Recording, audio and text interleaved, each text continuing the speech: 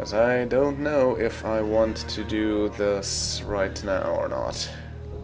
If Vorr attacks, then well, we'll see.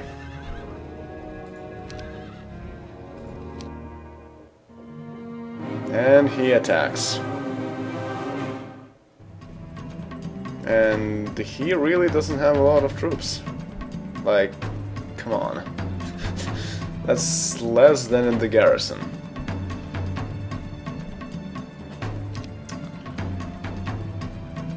Well, they do have a lot of ranged troops, so I need to make sure. Well, yeah, that's not a good formation. How do I set this up?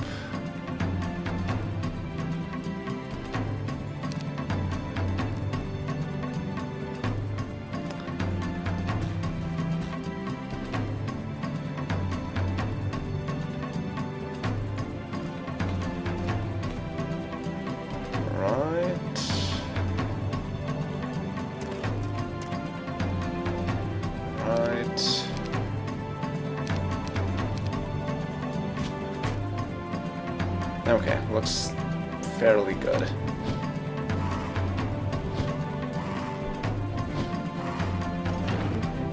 So, the final battle against Vorr and the minions of the creators. Let's see what happens. Do I want to do anything here? Probably. Could do with being fancy.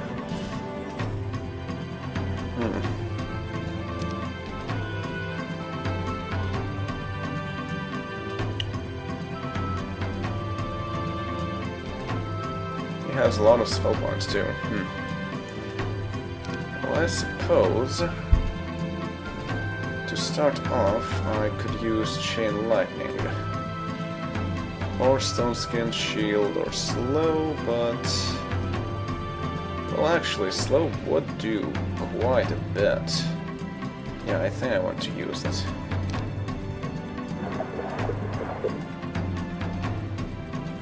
Because that allows my Golden Bow enhanced troops to fire quite nicely. Okay, so for them, nice! Half of them already down. And I even got morale. Nice. Can you defend? Nice. Okay.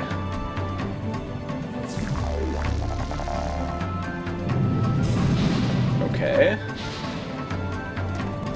That's very nice of them.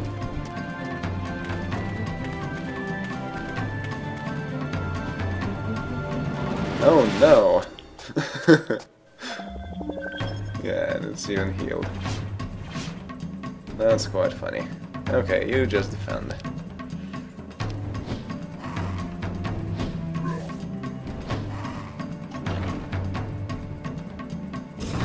Well, while you're doing that, I might as well then use a Chain Lightning. Or I could even use Precision, but... oh. Huh. Why would that not affect him? I guess I will use Precision then.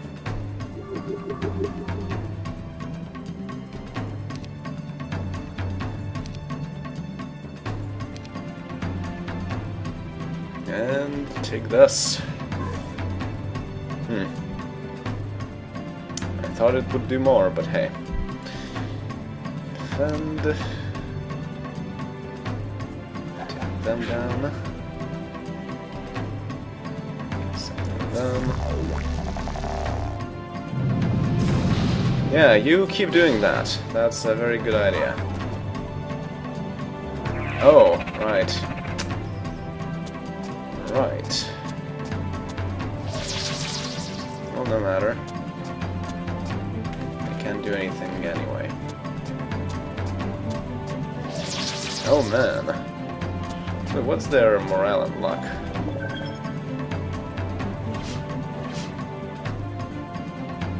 Morale is perfect, luck is non-existent.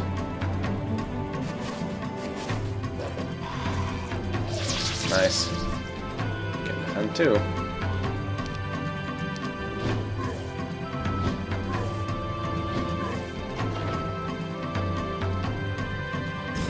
Oh, now the part is open.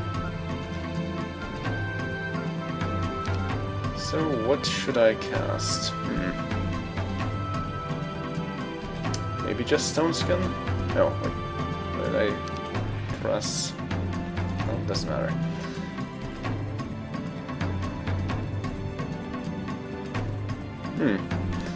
Actually, can I cast a force field right there? No, I don't think so. Would be cool, but yeah. I could cast a meteor shower.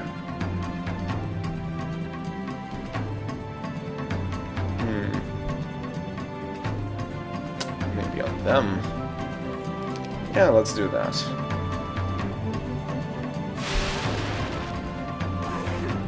Okay, that didn't amount to much. 3 creatures, yeah.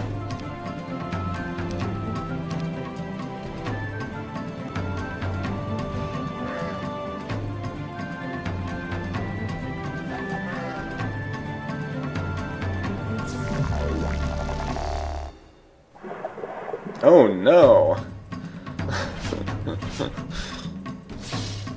Oh, really?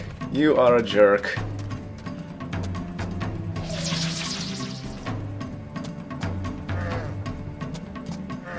Yes, good job. And yeah, my behemoths can quite nicely fit in there.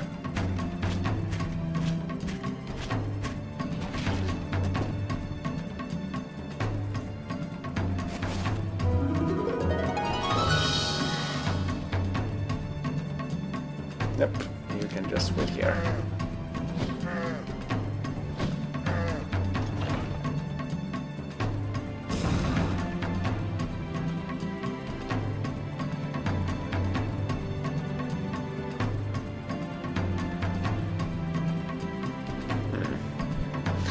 Yeah, as usual, just wait. 9? Wow, their slow brings them to their normal speed. Okay. Shoot them. Shoot them out. Shoot them.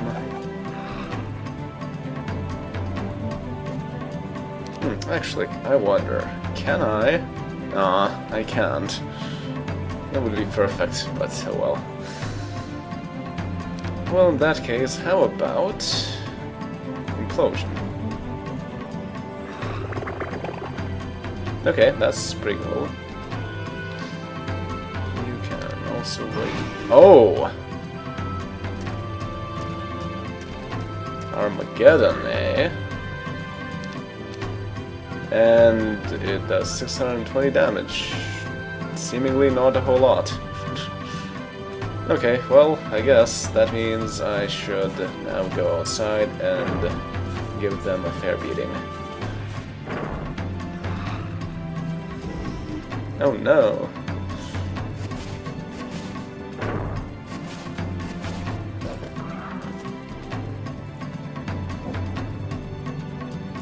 And thus falls Vorr's army of the creators.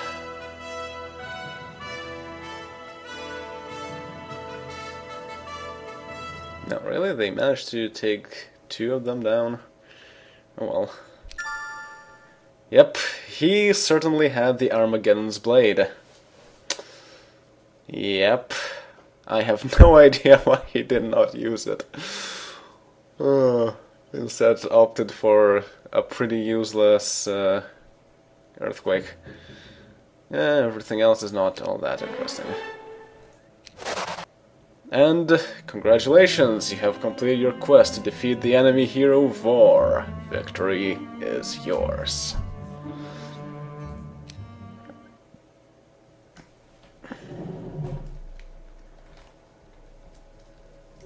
As Vorr lay dying on the battlefield, Tarnum tipped the vial of sap from the World Tree to the ancestor's lips. Slowly, a new life spread through Vorr. His wounds healed, and he stood. Tears streamed from Vorr's eyes as he embraced Tarnum. Not only had the World Tree cured his wounds, but the insane hatred that had tainted him. Tears flowed from Tarnum's eyes as well, because for the first time, he believed that perhaps he really could change.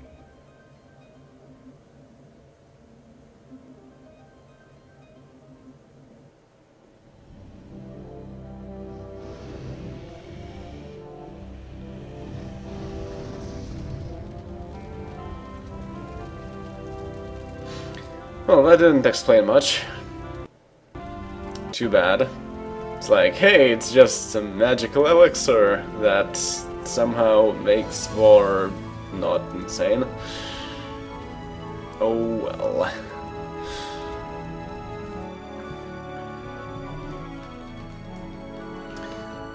Right.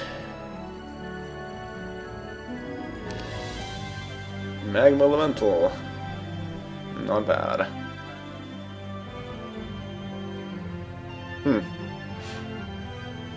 So it's all Conflux and Inferno troops, okay. Well, so that was Heroes Chronicles. The Fiery Moon.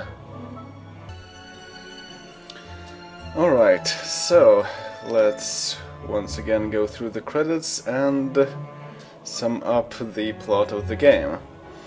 So, it all started back after the events in the World Tree, when Tarnum continued his search for the ancestors and Vorr.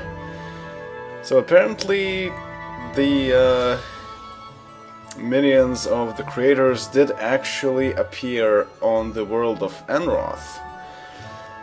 And Tarnum managed to track down that Vorr was keeping the ancestors on the Fiery Moon. And to get there, he had to go through the Sparkling Bridge, which seems to be another web station.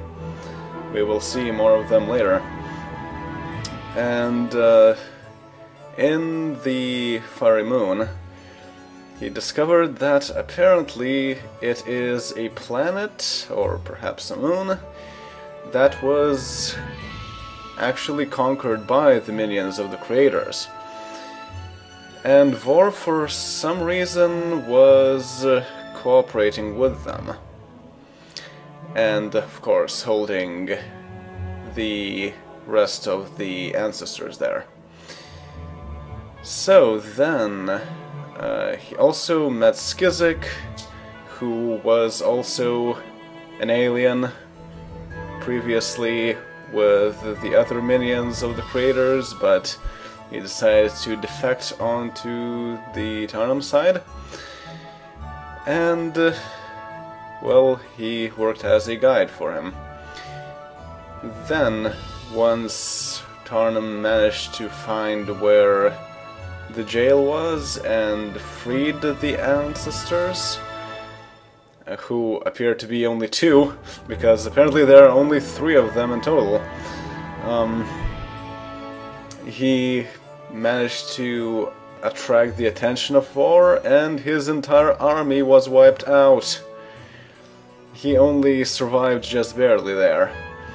But he managed to rebuild most of his army by the help from still some of the original inhabitants of the world that are waging a guerrilla war against the minions of the creators. And in the end, also he took over many of the towns that were previously alien. And finally he managed to get to Vorr, and as you could see here, apparently managed to be victorious. I don't really know how he did that. I guess I would have to assume that it was the same as in the last battle, in that Vorr was completely incompetent and did absolutely everything else aside from what he was supposed to be doing, and only at the very last second tried to do something that actually damages Tarnum's army. So yes, still it kind of doesn't feel right that Tarnum managed to defeat him, because I don't really see how that would be possible. Like, even if Vorr suddenly became extremely incompetent, how does one defeat a planeswalker like that? Which also is supposed to be immortal, I'm pretty sure. And also has a lot of technological things that he has in his disposal. Well, obviously the Armageddon's Blade and stuff. And the sap that the other ancestors gave him is also fairly strange. It is kind of a MacGuffin that suddenly heals everything and makes everything back to normal. It doesn't really make much sense. And we still have no idea why Vorr decided to side with the creators here instead of the ancients. As, after all, they are supposed to be there sent by the ancients themselves. So it's sort of strange, but oh well. Maybe something can be thought about that. And I do assume that Tarnum then went back through the Sparkling Bridge onto Enroth, and he also wiped out the remains of the aliens on the planet there. And that's why we won't see them for a while. So, that was everything I wanted to cover here. So now you might ask, what is next? Well, in the Heroes front, I won't be playing any more Heroes Chronicles games after this for quite a long while, because I'm playing everything in in-universe chronological order, and this is pretty much a breakpoint between the Chronicles. The next Heroes game I will be playing will in fact be Heroes of Might and Magic 1, a strategic quest. It's actually a game I've never played before, so it will be a completely blind run. That will be interesting. The immediate next project I'm going to take is going to be more of Unreal. First off, finishing the remains of Unreal Return to Nepali, and then going for Unreal 2, The Awakening. So that's also something to look forward to. So, yes, and, well, I don't think I need to say any thoughts on the Heroes Chronicles here, because I already covered it in all the previous ones. This is a DLC just like the World Tree, so it makes sense that it's small and stuff. And yeah, it was quite interesting, and actually it's very cool that it ties so nicely into my current My Magic 3 Isles of Terror run. And in fact, even the endings tie in with each other. That's really cool.